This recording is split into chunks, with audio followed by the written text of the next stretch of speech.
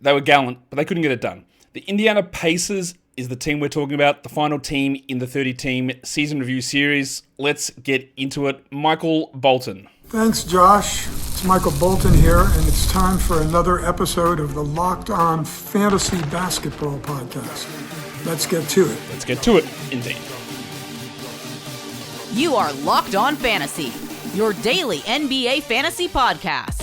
Part of the Locked On Podcast Network, your team every day.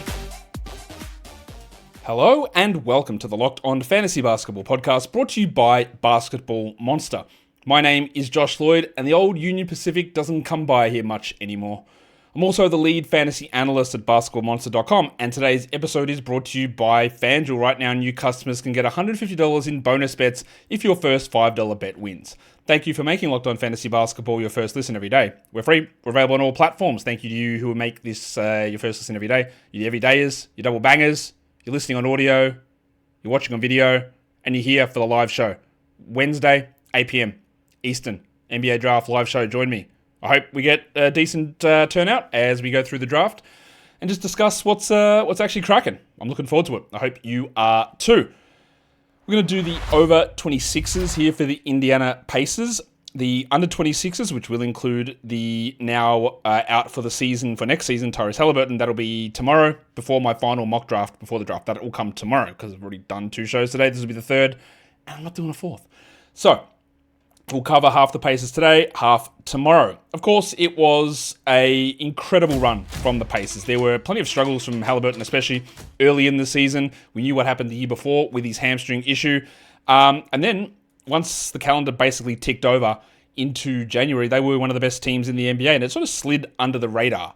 They are a well-constructed team. They were a well-constructed team. They're a well-coached team, and Haliburton was really starting to cook. We knew that playing fantasy after the struggles early on, and people were writing him off like he's not even a 4th-round player. He was like cooking as a top 5 guy through this February period. Was it a post-All-Star? I think we had like 8 games in a row of double-digit assists.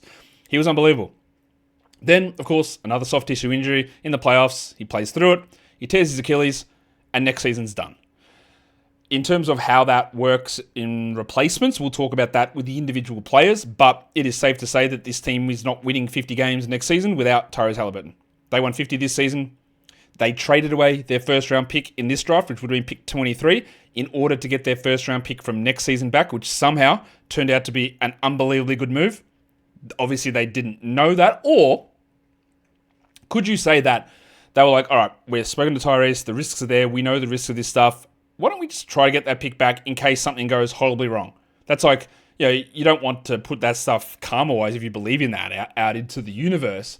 But it's also preparing for a worst-case scenario. Unfortunately, the worst-case scenario kicked him in the dick, and that's what they're going to go through. But now they get to keep that pick, which easily could be a lottery pick. Very easily, they could have a lottery pick in 2026 because there's no Tyrese Haliburton. They might not, but they easily could. So they get that pick back. So all they have in this draft is pick 54. In terms of upcoming free agents, there's not a lot unless you're a center, because basically every center is an unrestricted free agent. Tony Bradley and Thomas Bryant. Bryant is not good. Bradley came in and had to fill the role in the second half of the season because the other 2 backup centers both tore their Achilles as well at the start of the season. James Wiseman and Isaiah Jackson. Myles Turner is the big one. Now I'm certain that Myles Turner will return. They said they're happy to go into the tax for him to return. Now, how will they do that now that Haliburton's not there next season? Turner has some games where people really criticize him. He has been an unbelievably useful, reliable, and solid center for many years. He's the longest tenured Pacer. I expect that he comes back. Maybe they cut salary in other spots, but they'd be pretty stupid, I think, to let Myles Turner go. The other one there is James Johnson, who we know Jimmy makes us proud. All he's there for is to kick heads in physically, literally and metaphorically. He doesn't play anymore. He's there as a mascot who, again, is an enforcer. If stuff gets wild, like he's going to kick their heads in. Literally. In terms of the restricted free agents, well, guess what? It's another center. It is Isaiah Jackson, who is a guy that I think can be a really useful backup center, but unfortunately he tore his Achilles, so he missed all of this season. He won't miss next season. He'll be back in time to start the year, but he's not going to be himself. He's going to be limited. He's a restricted guy. He's going to get a pretty low offer, I think. We know what he is. He's maybe got some shooting ability, but he's a rim runner who blocks shots at a really high level. And the Achilles may have tampered down any any appeal for him to be a starter because that athleticism lack or waiting for that to now turn around and what do teams do in terms of his restricted free agency, Jackson, is going to be something to watch. Of course, if they say Turner's gone and Jackson comes back and he's the starter, then we're all in, or even though it will be shaky. And he'll be sitting back-to-backs and he'll be limited. So it's terrible timing very clearly at any point for a torn Achilles. But this situation for Jackson is going to really hamper this big prime period of his career.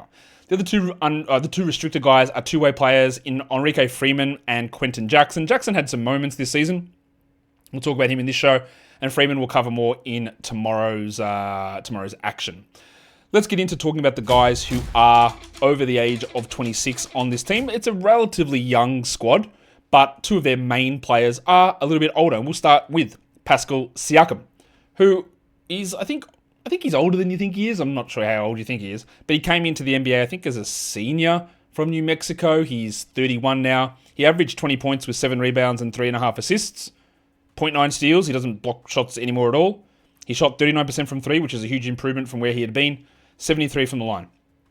I don't think I talked about Pascal Siakam very much at all this season. I know that I didn't because I had people calling me out, man, you never even mentioned Siakam when you talk about the box scores. And I was like, I don't know what to say. Like, I don't know what to say about him because it was just the same sort of stuff all the time. And consistency is great. But it doesn't give you much to talk about. Well, Siakam did it again. But it's not like he's doing it again in like 40, 10, and 10. He's just doing 20 and 7 with 3 assists and a steal. And you go, okay, great. Really good player. Very good player. But it's not that interesting. He was good again this season. He's turned into a much better offensive player than I ever thought he could become. Defensively, he's nowhere near as good as he used to be. That has fallen off, and I don't think that's coming back. He is also someone that can, at times, be overrated in fantasy leagues. His ADP was 48. I had him at 60th. He ended up 67th. 52nd in points leagues. I would expect, though, we talk about who steps up with Haliburton gone. Siakam will step up, but it is also worth remembering that Haliburton's not a 28 usage player. He's not like all these shots need to go around. Now, some of them do, yeah. But Siakam might not jump that much in usage. What he probably will jump in is assist rate, because he's a pretty capable passer. His passing volume, 72nd percentile, is good, but I could see the 3.4 assists becoming 4.5, 4.9. Could he average 22, 7, and 5 best case? That's a big jump. So while Haliburton's not going to be there, the idea will be that Siakam does more scoring, and it probably is true. The thing that's going to really interest me is what that does to his assists. I think they rise. But also then, how does it impact the efficiency? How does his three-point shooting look if Haliburton's not the one setting him up and he's setting himself up? I know Andrew Nembhard and TJ McConnell are there, but Siakam's going to be the number one main driving force now. So you might get some bumps, a usage bump, a scoring bump, an assist bump, but you also might lose field goals, you might lose three-pointers made, you might lose three-point percentage. All that is possible. So it is a pivotal season. He's 31 though, remember, so there could be any sort of decline at any point. And we've already seen the defense fall away. But I think we'll get enough offset in usage and assist rises. We just got to watch some of the shooting stuff for him as we move forward into next season, I think. We're going to talk Myles Turner in a sec. Before we do that, today's episode is brought to you by Monarch Money. I'm sure you've done this. You check your bank account and you go, bloody hell, like, where's it gone? Where is the monies? Your income, your spending, where are the pretzel monies? I don't know, because I haven't kept track of it. With Monarch Money, you can though. It's easy to do. It's your personal CFO giving you full visibility and control over your finances. But Monarch Money isn't just a budgeting app.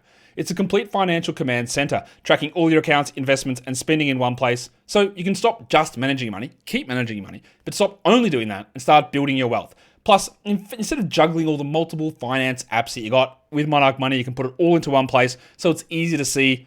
A couple of clicks and you're done. Take control of your finances with Monarch Money. Use the code LOCKEDONNBA at monarchmoney.com for 50% off your first year. That is monarchmoney.com. The code is LOCKEDONNBA for half off your first year. Today's episode is also brought to you by Open Phone.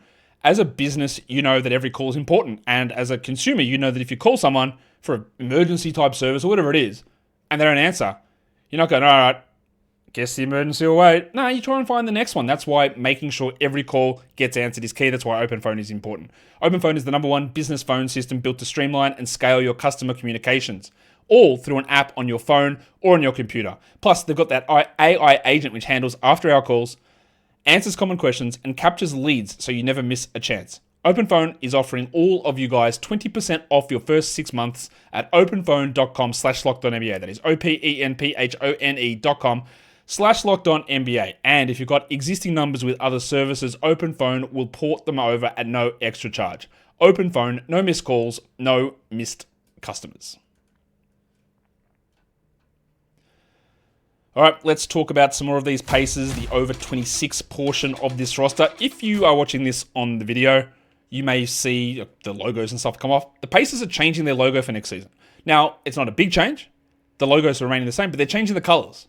So they're making the navy, the blue much darker, and they're turning the yellow from gold into a brighter yellow. So it's going from like a dark blue and gold into a dark navy and yellow. So just be aware of that. You'll see the logo, it's the exact same logo, and you go, what's this? Well, it looks a little different. And it is a little different, because that's what they're doing. I don't know why some people care about logos. I do.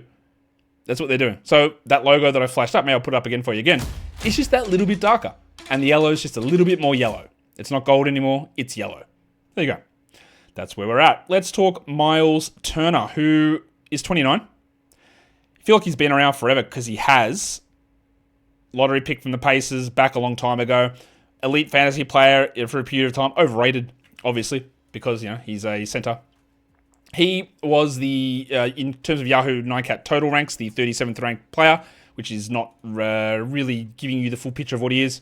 He's 74th in per game numbers, 81st in points league. He averaged 15.5 with 2 threes, 6.5 boards, and 2 blocks.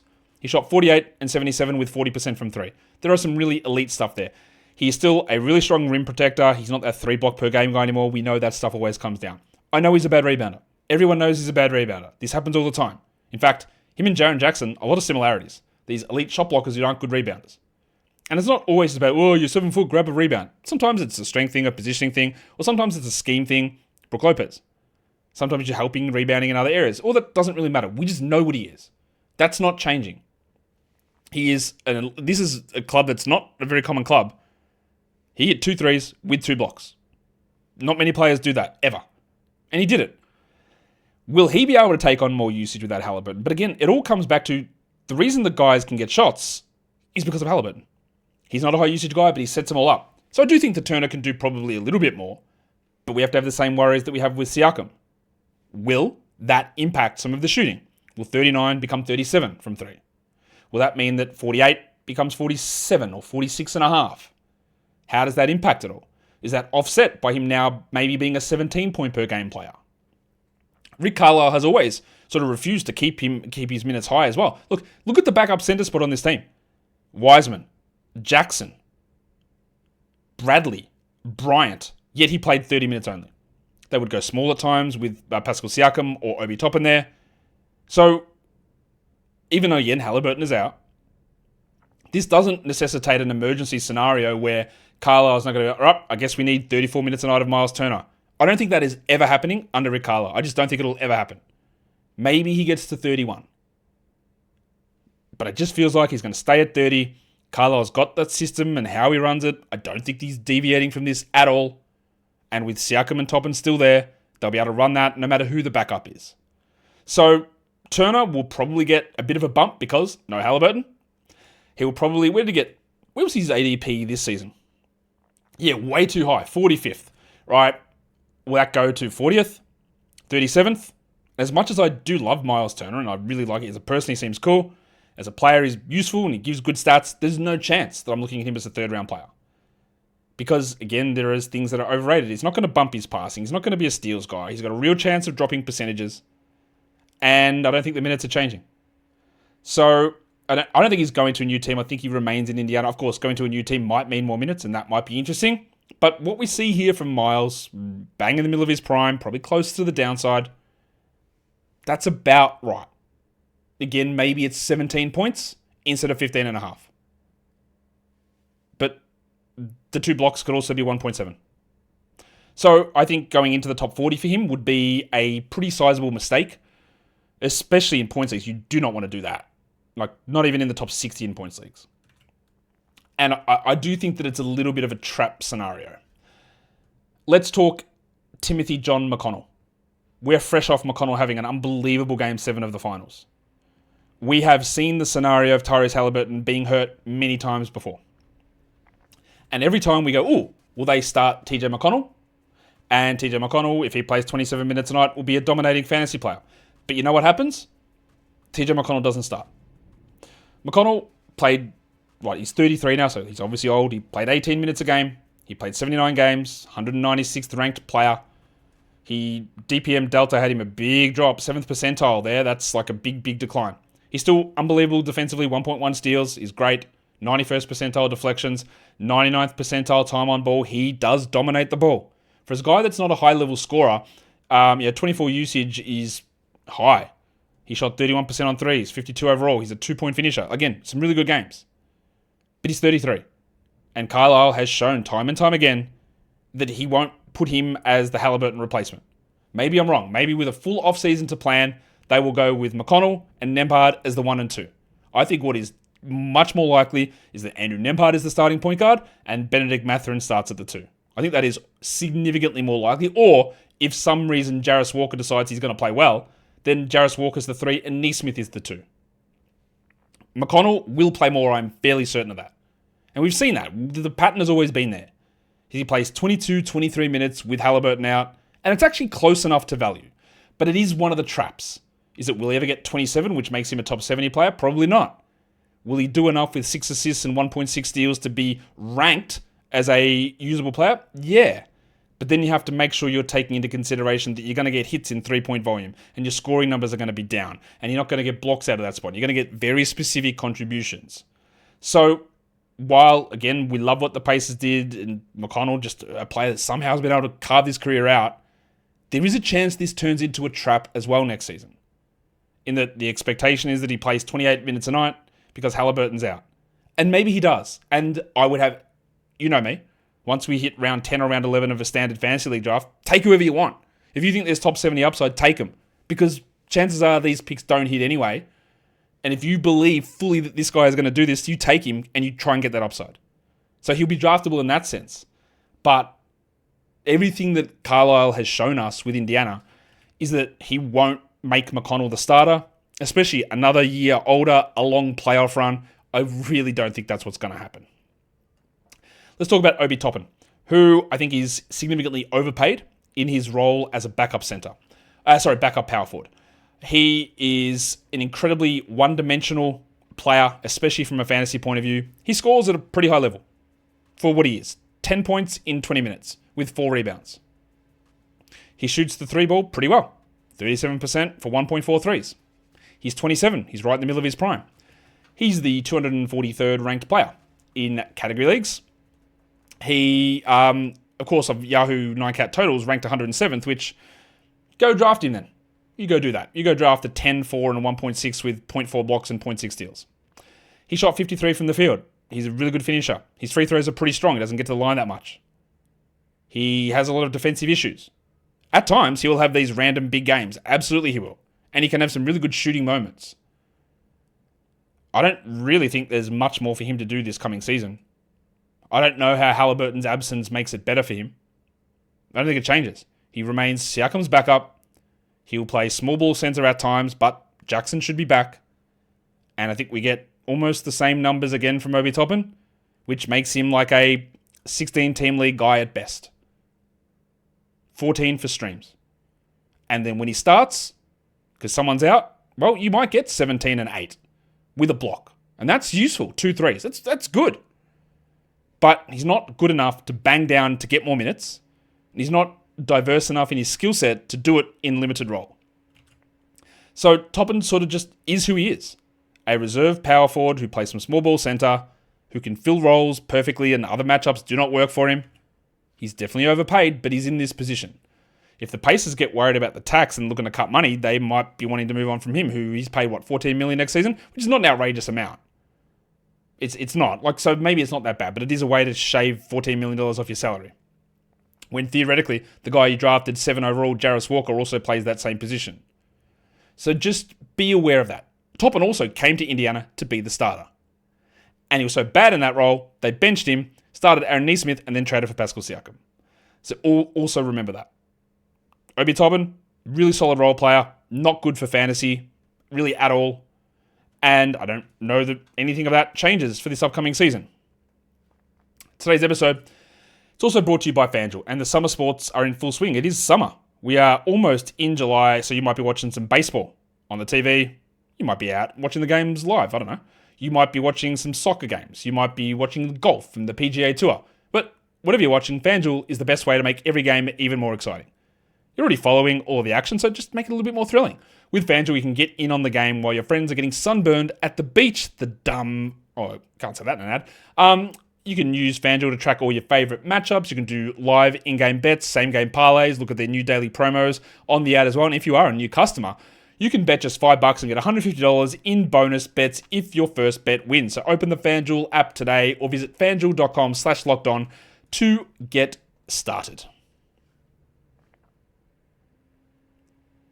Another quick flash of that updated Pacers logo as we get into the rest of the under 26s on this team.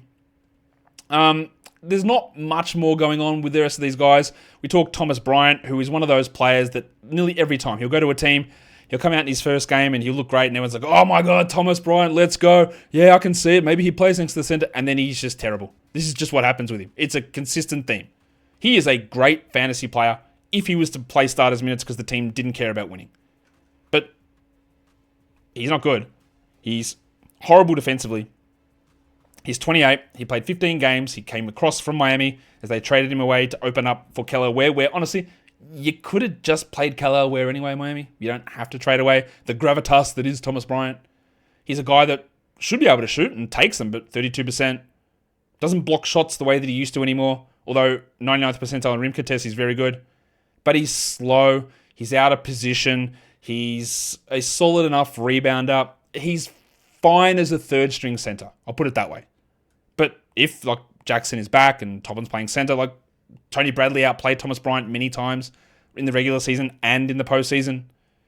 Thomas Bryant's the guy that flashes and you go, oh, that's interesting. And then you watch the rest of the games and you go, oh, I'm absolutely not interested in the slightest. Quentin Jackson, early in the season when Tyrese was out and there were a few other injuries, I think Nembhard was out as well, he played all right. He is an older guy who was on a two-way contract. He's 27. He had an 18 usage in the 14 minutes that he played per game. He ranked 359th. He averaged 6 with 2 assists in those 14 minutes. Again, that's not ground-breaking numbers. He shot 38% from 3. The volume was fine. He's a solid enough rebounder. He's a useful player that I do want a team to give him an opportunity to be like a third-string, regular, full-contract player. I thought he was very solid in the minutes that he had to play this season. And there are even times when we did use him for fantasy because his minutes would jump up and he'd be okay. I don't really trust the shooting all the way through. I think defensively he is pretty good. That is impressive from him. But overall, he's just one of those guys where you hope to see a little bit more. You hope to get that stable contract and that stable job, but there's really no guarantee of that. Let's talk about Tony Bradley, who was the next center who came in, and he was terrible as a member of the Utah Jazz. He was a bit better when he played for the Bulls, and then he caught on in Indiana, and while he's quite limited as a player, I thought, given the role that he had, he did well. He was the 419th ranked player this season. He played just 9 minutes in the regular season with 20 usage, which is a high number. 27 years of age, he averaged 5 and 3 in those 9 minutes, which in 9 minutes, that's actually ridiculously good. Basically, if you look at per 36, what's that? About 20 and 12 with 2.8 blocks. That's insane, clearly. And that's not going to hold through those minutes. He did enough to me go, oh yeah, remember Tony Bradley? Oh, he's not dreadful. Is he better than Thomas Bryant? I think he is. Does it matter that much? Not really. He's still going to be down as the fourth option at center at best if he returns. And probably fifth if Jackson is back. Turner, Siakam, Toppin, Jackson, Bradley. But he did enough to go, well, hey, if I have to give Bradley some minutes, it's not going to be a complete disaster. Which honestly, given where he was earlier in his career, it's a huge W. The last guy we talk about, and it might be the last time we ever talk about this man, that's James Johnson, who was an unbelievable fantasy player back in the day. Stints with Memphis and Toronto. Of course, he didn't really do that in Chicago, but he was a guy that would score, hit some threes, get some rebounds, get some assists, get some steals, get some blocks. He was like a bigger DeLon Wright. And it's just not there anymore. Obviously, look, he's 38. He just wants to kick guys in the head, literally, as his other job. He can't play anymore. He's on the team. Good for him getting this role as a trusted veteran leader, a trusted veteran enforcer. He can't play NBA basketball anymore. Thank you, James, for one of the earliest sound bites I ever had on the show. Thank you for some of the fun fantasy games. I don't think it's happening again.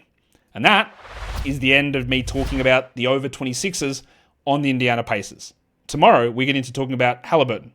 Well, at least we talk about what he did, not what he's going to do because he's not playing. Nembhard, Mathurin, Walker, Neesmith, those younger guys. And you know what you do? Well, you just thumb up the video and you'll never miss one. Guys, we are done here. Thank you so much for listening, everyone. See ya.